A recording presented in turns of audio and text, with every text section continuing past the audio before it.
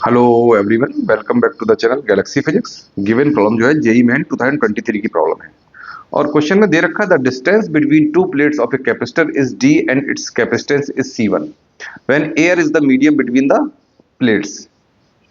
तो एक कैपेसिटर दे रखा है ना, और उसके प्लेट्स के बीच में क्या है, एयर है। तो इसको ड्रॉ कर लेते हैं पहले स्टार्टिंग में।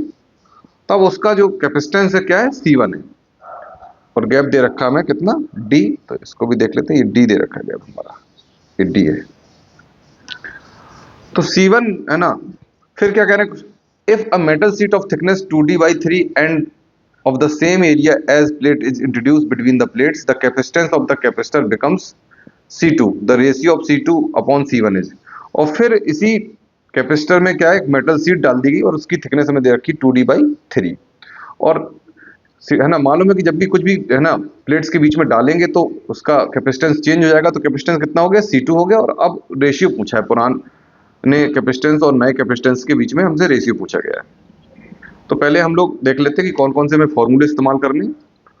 तो एक तो हमें फॉर्मूला इस्तेमाल करना है इसमें, पैरेलल प्लेट कैपेसिटर है ना, कैपेसिटर के कैपेसिटेंस का एप्सिलॉन नॉट A/D है ना। जब भी कुछ भी कोई भी इसमें है ना स्लैब नहीं प्लेस किया गया तब के लिए फॉर्मूला है।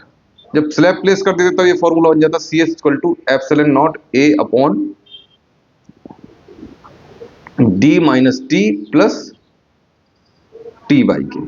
तो ये फॉर्मूला बन जाता है। ये दो फॉर्मूले हम लोग इस्तेमाल करेंगे।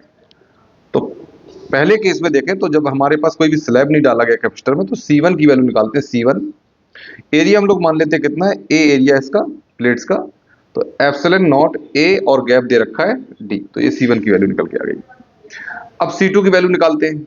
तो C2 वाले केस में क्या कर रखा है कि एक है ना, इसमें मेटल शीट डाल दी गई है और मेटल शीट की हमें थिकनेस दे रखी है, एरिया सेम है। तो ये हमने एक मेटल शीट इसमें प्लेस करा ली और इसका जो थिकनेस है ये है 2D/3। तो ये प्लेस करा दिया गया, मतलब T की वैल्यू जो है C2 वाले केस में दे रखी है 2D/3। तो C2 जब निकालेंगे हम लोग तो C2 इक्वल टू ये वाला फॉर्मूला प्लेस कराएंगे। तो यहां हमें K की भी रिक्वायरमेंट पड़ेगी। तो K क्या है, डाइलेक्ट्रिक कांस्टेंट है जो भी स्लैब डाला गया है। तो यहां पर बच्चों डाल रहे हैं मेटल शीट। मेटल शीट, तो मेटल शीट का अगर हम देखें तो मेटल का जो डाइलेक्ट्रिक कांस्टेंट होता है वो क्या होता है, इनफाइनाइट होता है। ये हम लोगों ने पढ़ रखा है। तो K इक्वल टू, जब भी है ना प्रीवियस क्वेश्चन में हमें भी किया था इसको, तो K इक्वल टू इनफाइनाइट। तो अब सारी वैल्यूज आ गई, T की वैल्यू भी है तो पुट कर देते हैं हम लोग। तो ये आएगा हमारा epsilon not area same upon है ना, डिस्टेंस प्लेट्स के बीच में नहीं बदली गई D माइनस थिकनेस जो डाला गया स्लैब का 2D/3 प्लस 2D/3। और ये क्या है, K की वैल्यू कितनी आई, इनफाइनाइट। ये इनफाइनाइट रख देंगे यहाँ पर। तो ये जो टर्म है ना, हमको मैथमेटिक्स में मालूम है 1/इन्फिनिटी की वैल्यू क्या हो जाती है, 0। ये या है ना 1 या जो भी नंबर डिनोमिनेटर में इनफाइनाइट आया तो वो टर्म क्या बन जाएगा, 0 बन जाएगा। तो यहां से हम लिख सकते हैं C2 equal to epsilon not A upon D minus 2D/3। वो टर्म 0 हो गया।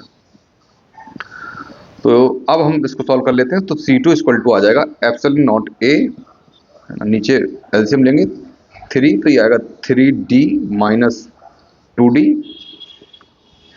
तो ये 3 ऊपर चला जाएगा न्यूमरेटर में। तो C2 इक्वल टू आ जाएगा 3 epsilon not A upon 3D minus 2D मतलब D। तो ये वैल्यू आ गई।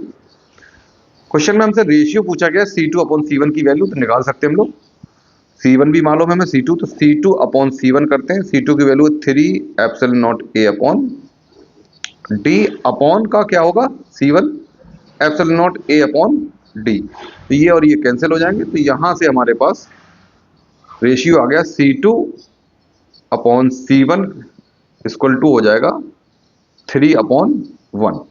मतलब रेशियो क्या आ गया, 3:1 हमारा रेशियो आ गया। तो अब आंसर चेक कर लेते हैं। आंसर में हम लोग देखें तो बच्चों जो है इसका ए ऑप्शन जो है 3:1 है। तो ये हमारा राइट आंसर है इस प्रॉब्लम का। होपफुली ये क्वेश्चन आपको समझ में आया होगा। सिर्फ है ना बेसिक से फॉर्मूले जो कि हमें याद रखने होते हैं और फिर हम प्रॉब्लम कर पाते हैं। हाँ, एक इंपॉर्टेंट चीज हमें ये भी याद रखनी है कि मेटल का जो डाइलेक्ट्रिक कांस्टेंट होता है वो क्या होता है, इनफाइनाइट होता है। तो ये भी हमें ध्यान रखना है। Thank you.